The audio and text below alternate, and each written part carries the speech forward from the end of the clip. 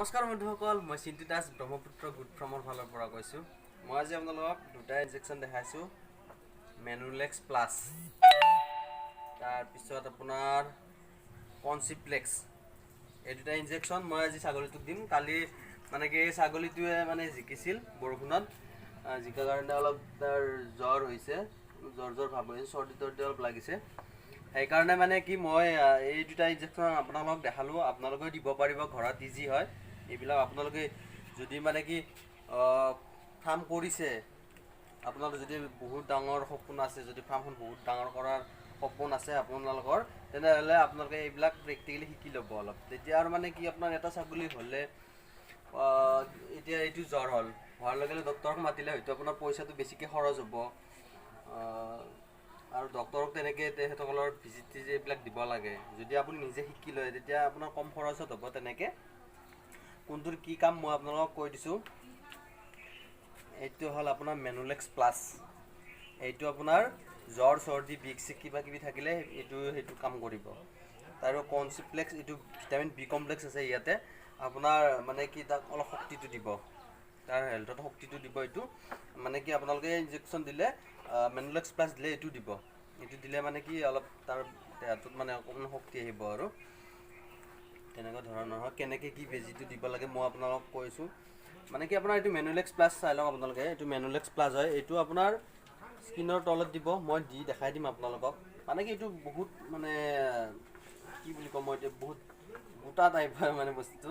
আপোনাৰ যদি ঠেঙত দিয়ে, ঠেঙত দিলে হয়তো তাই ভৰিখন সুৰাই থাকিব পাৰে কিছুদিনলৈকে। আৰু যদি কিবা কাৰণত তেনেকৈ ইনজেকশ্যন দিওঁতে ভৰিখন সুৰাই থাকে, তেনেহ'লে আপোনালোকে এটা কাম কৰিব পাৰে। গৰম পানী লৈ কিনে এখন কাপোৰ ল'ব, কাপোৰ লৈ কিনে তাতে গৰম পানীত তিয়াই অকণমান আঁতি কিনে তাতে ভাপটো লগাই দি থাকিব বা সেকি দিব। তেতিয়া মানে কি আপোনাৰ বৰ বেছি 3-4 দিনমানত তেনেকৈ ভাল হৈ যায়। আপোনালোকে তেনেকৈ ইউজ কৰিব। মই এতিয়া আপোনালোকক দেখাই দিছোঁ কেনেকৈ কি ইনজেকশ্যনটো দিব লাগে। মই ধুনীয়াকৈ দেখাই দিছোঁ। ছাগলীটো চাই ল'ব, চাই লৈ কিনে আপোনালোকে ml টো ইউজ কৰিব। 10 কেজিত 1 ml কৈ দিব লাগে। 10 কেজিত এইটো ভিটামিন বি কমপ্লেক্সটো তেনেকৈ দিব লাগে। যদি ছাগলীটো 10 কেজি হয়, 10 কেজি হ'লে 1 ml দিব, 20 কেজি হ'লে 2 ml দিব। তেনেকৈ এইটো আপোনাৰ আছে, এইটো 30 কেজিমান আছে, মই সেইকাৰণে 3 ml দিম। আপোনালোকে চাই থাকিব ভিডিঅ'টো, মই আপোনালোকক শিকাই দি আছোঁ কেনেকৈ কি ইনজেকশ্যন দিব লাগে। আৰু যদি কেতিয়াবা কিবা প্ৰব্লেম হ'লে মোক ফোন কৰিলে হ'ল। বোলে চিন্তু কেনেকৈ কি কৰিব লাগে, এইটো ইনজেকশ্যন ক'ত কেনেকৈ দিব লাগে, মোক জাষ্ট ফোন কৰিলে হ'ল। মই আপোনালোকক শিকাই দিম, বা ভিডিঅ' কলো কৰিব পাৰে। তেনেকৈ মই শিকাই দিম আপোনালোকক।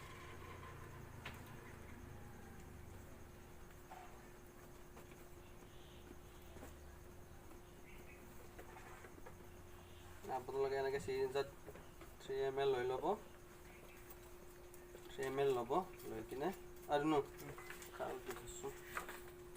3 ml ল'ব। এইফালে মানুহখিনি দেখা পায়, বদমাছ আছে। ভালকৈ গলটো ভালকৈ ধৰিবি। কাণত ধৰ।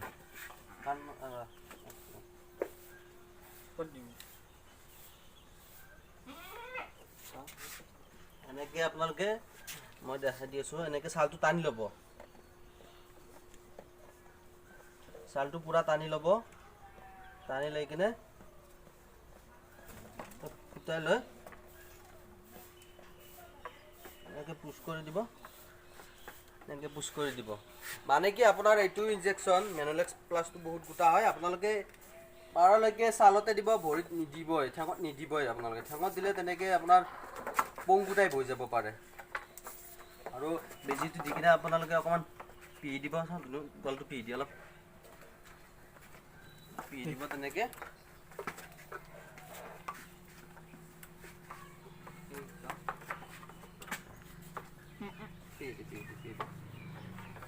তাৰপিছত আপোনালোকে এইটো ভিটামিন বি কমপ্লেক্স আপোনালোকে আনি ল'ব। এইবিলাক ফাৰ্মত এইবিলাক ৰেডি কৰি ৰাখিব।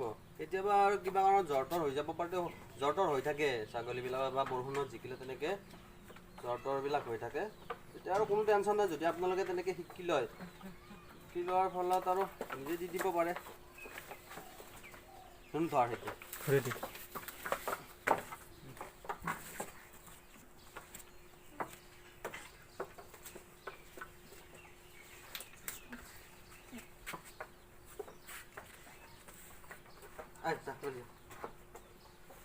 অলপ আগে নি আগে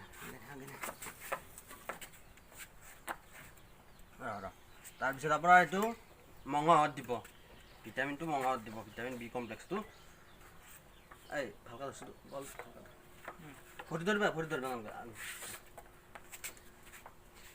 এইখিনি চাই ল'ব আপোনালোকে এনেকৈ হাড়ত নিদিব আকৌ এই মঙহত দি দিব